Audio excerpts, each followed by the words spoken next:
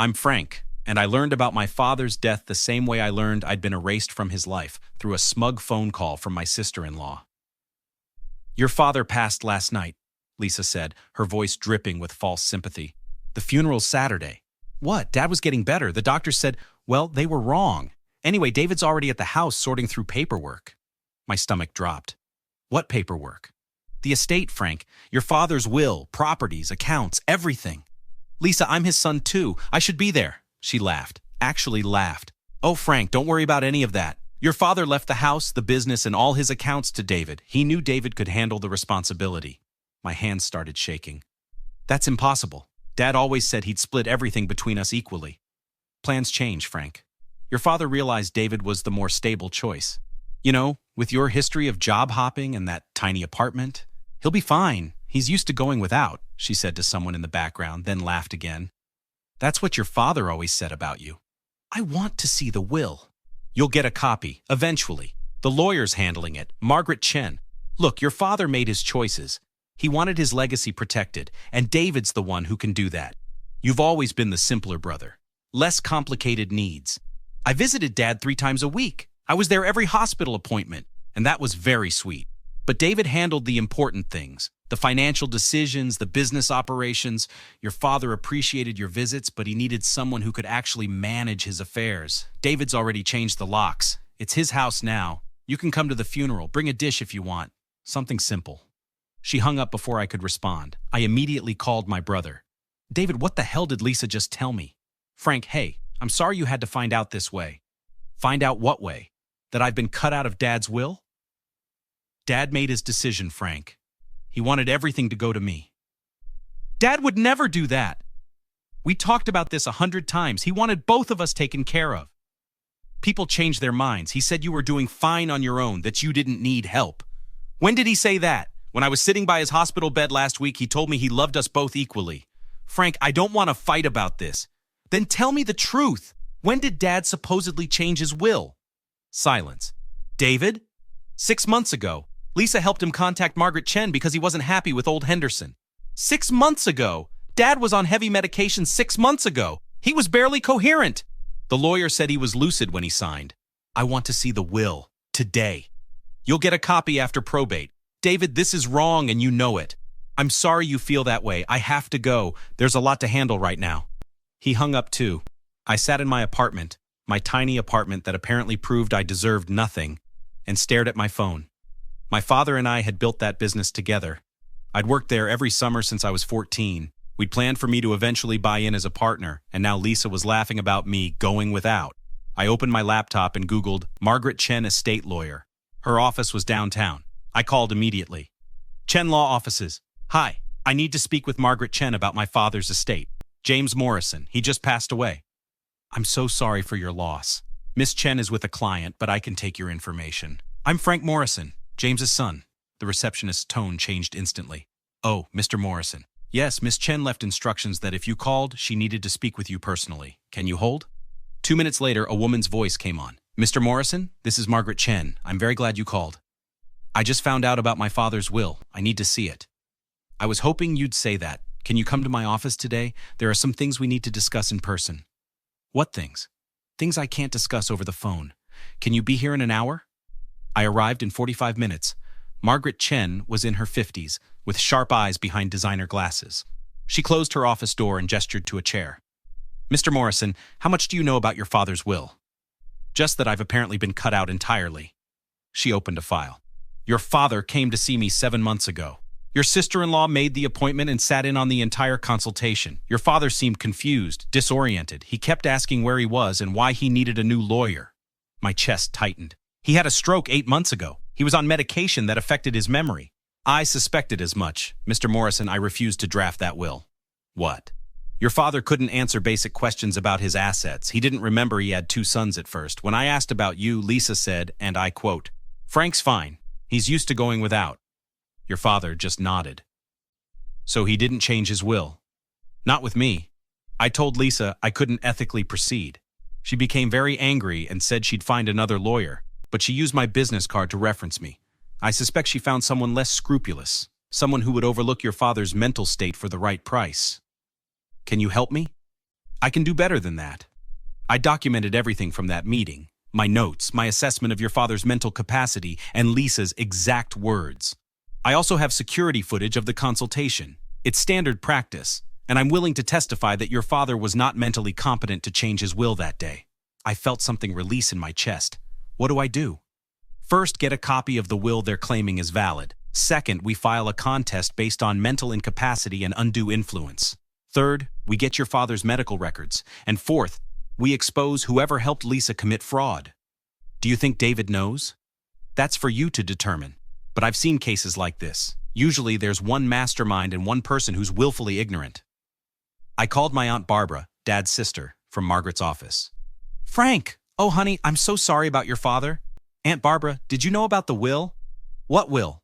Your father had a will with Henderson for 20 years, split everything between you and David 50-50. Lisa says Dad changed it, left everything to David. That's impossible. Your father talked to me 2 weeks before he died. He said he was updating the business succession plan to include you as partner. He was excited about it. Frank, your father was so proud of you. He said you actually cared about the customers, not just the profits. Can you testify to that? Testify? Frank, what's going on? I explained everything. By the end, Barbara was furious. That woman, I never trusted her. She was always asking your father about his assets, his accounts. At the hospital, she was photographing his medication charts. Why would she do that? I thought she was being helpful. Now I think she was building a case that he was incompetent. Unless she found someone who'd backdate the will. Make it look like it was signed before the stroke. Margaret nodded at me. Your aunt's smart. That's exactly what I'd do if I were committing fraud. I put the phone on speaker. Aunt Barbara, this is Margaret Chen, an estate lawyer. Can you provide a statement about James's mental state and his intentions? Absolutely. And I have texts from your father. He sent me one 3 weeks ago saying, can't wait to make Frank partner. Lisa keeps saying he's not ready, but she's wrong. Margaret leaned forward. Mrs. Anderson, can you forward those texts to Mr. Morrison immediately? Already doing it. My phone started buzzing. I opened them with shaking hands. There it was. Proof that Dad wanted me in the business. Proof that Lisa was undermining me.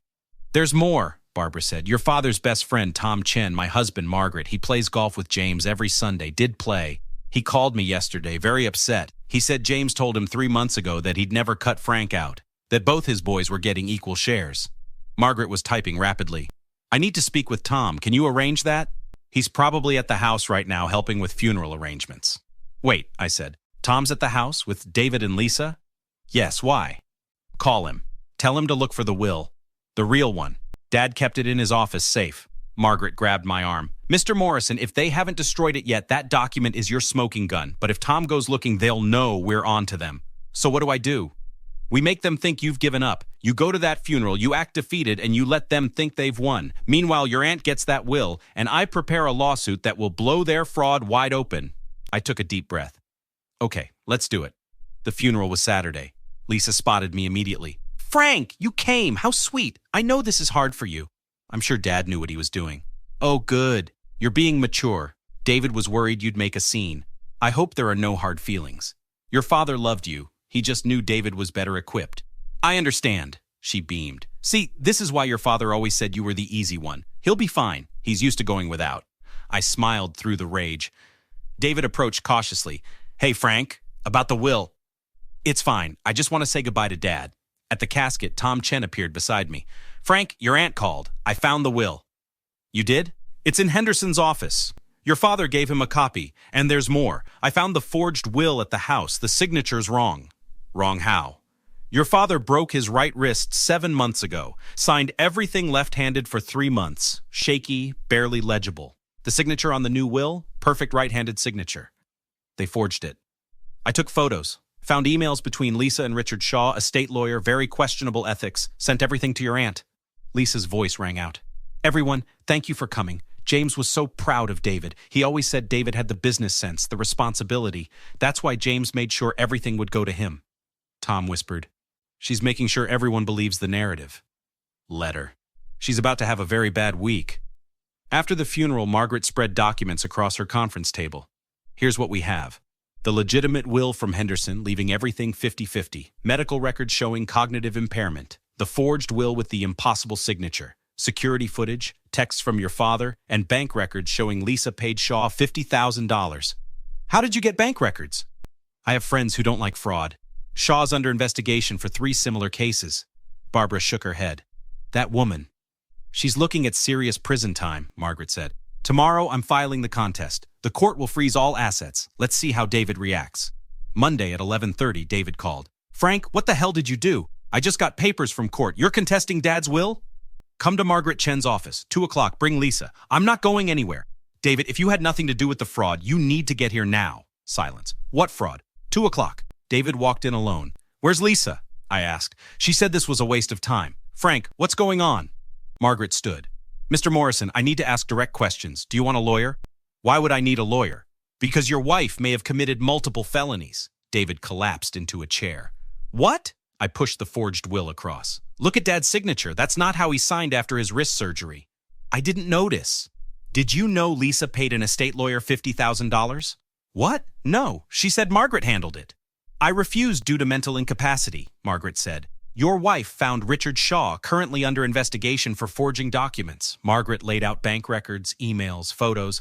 Dad's actual will splits everything 50-50, I said, but Lisa said Dad changed his mind. Barbara leaned forward. David, your father called me 2 weeks before he died. He was excited about making Frank partner. He always intended equal shares. David put his head in his hands. She kept saying Frank was irresponsible. I believed her. Did you think Dad was competent to change his will when he couldn't remember conversations? I asked.